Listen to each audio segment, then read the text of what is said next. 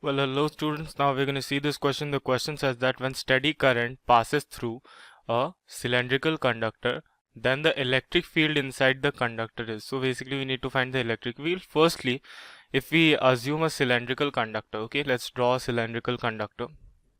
Okay, to make you understand more clearly, let's suppose this is the cylindrical conductor. Okay, this will give you a little idea about what is means how I'm writing this question. So basically when you pass no current, okay, when I is equal to 0, no current, then electric field inside it will also be equal to 0. Why?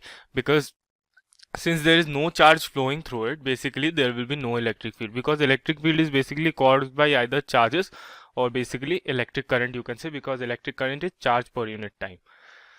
So it is 0. But when you start passing electric current through it, okay, you start passing electric currents through it like this.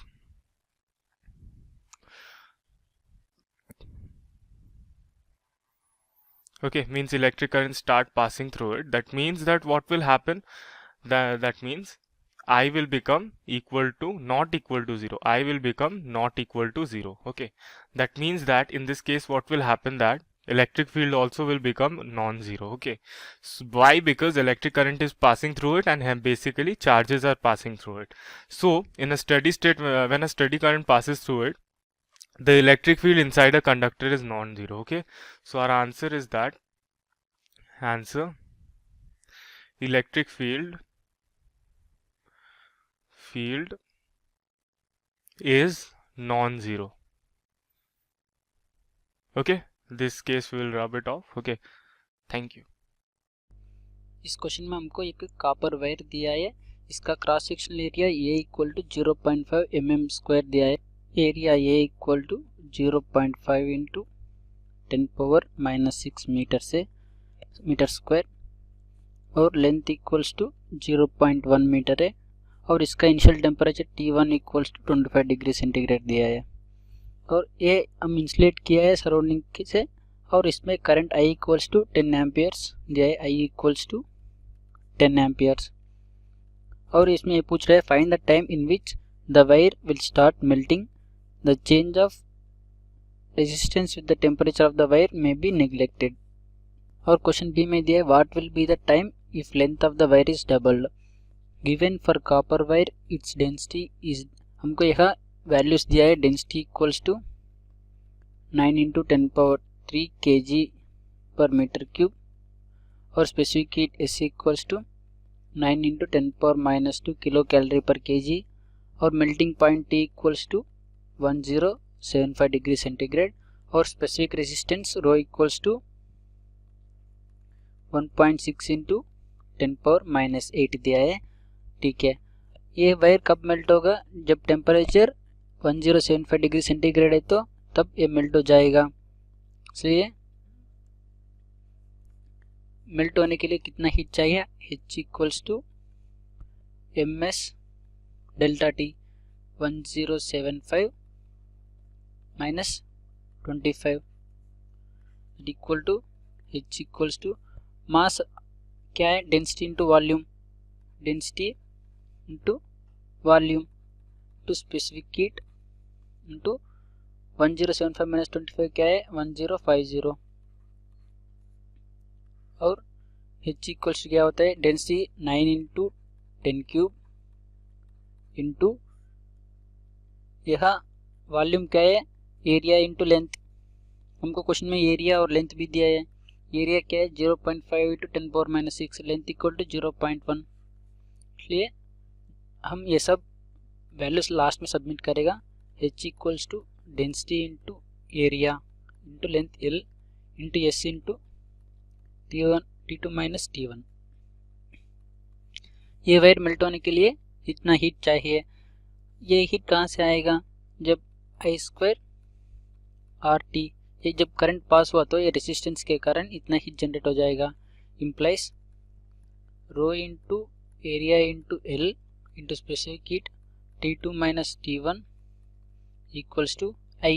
Question में I दिया है 10, इसलिए I² into R equals to क्या है? R equals to rho into L by A equals to rho into L by A into T, यहाँ L L cancel हो जाएगा,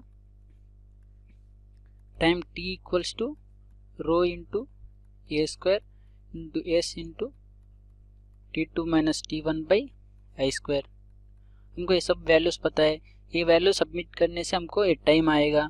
ये फर्स्ट क्वेश्चन के लिए। और सेकंड क्वेश्चन के लिए क्या दिया है, what will be the time taken if length of the wire is double, मतलब हम डबल लेंथ डबल किया तो ये मेल्ट होने के लिए कितना टाइम चाहिए हम पूछ रहे हैं। यहाँ देखो, यह टाइम एरिया पर डिपेंड हो रहा है, डेंसिटी पर डिपेंड हो रहा है, करंट पर डिपेंड हो रहा है, ये लेंथ पर नहीं डिपेंड हो रहा है, इसलिए सेम टाइम रहेगा दोनों कंडीशंस में। ये आंसर है। Thank you. आइए पहले हम क्वेश्चन पढ़ते हैं। इस क्वेश्चन में हमें दिया है 25 वॉट और 100 वॉट जो बल्ब हैं जो कि ज्वाइन कर रहे हैं एक सीरीज में, और बोला गया है कि जो कनेक्टिंग है टू द मेन से, और बोला गया है कि उसमें से कौन सा बल्ब है जो हमारा ग्लो करेगा ब्राइटर। आइए हम सॉल्व करते हैं इस क्वेश्चन को। इस क्वेश्चन में हमने माना है लेट द रेसिस्टेंस जो कि हमारे हैं 2 बल्ब्स के, और जो बोला है हमने V R1 एंड R2, और हमने माना है कि जो ईच बल्ब का जो कनेक्टेड है सेपरेटली मेन ऑफ वोल्टेज, जो कि हमने वोल्टेज को माना है मेन वोल्टेज जो कि है B, और बोला है कि उसकी जो पावर है वो हमें दी होगी P1 equals to B square upon R1 equals to 25, और जो पावर 2 है वो हमें दिए B square upon R2 equals to 100। आइए हम रेशो निकालते हैं, R1 upon R2 equals to 100 upon 25 equals to 4, और बोला गया है कि हमारा जो इन सीरीज में उसमें जो करंट है वो सेम फ्लो हो रहा है जो कि 2 बल्ब में फ्लो हो रहा है, और बोला है उसकी जो पावर है वो डेसिपेशन हो रही है जो कि दी है हमें P1 dash equals to I square R1, P2 dash equals to I square R2, और बोला गया है hence P1 dash upon P2 dash equals to R1 upon R2 equals to 4, और बोला गया है P1 dash equals to 4 P2 dash, और इसमें बोला है हमने डेट आई कि जो 25 वोल्ट बल्ब है जो कि डेसिपेट कर रहा है मोर पावर जो कि ग्लो कर रहा है मोर ब्राइटर, और यही हमारा आंसर है इस क्वेश्चन का।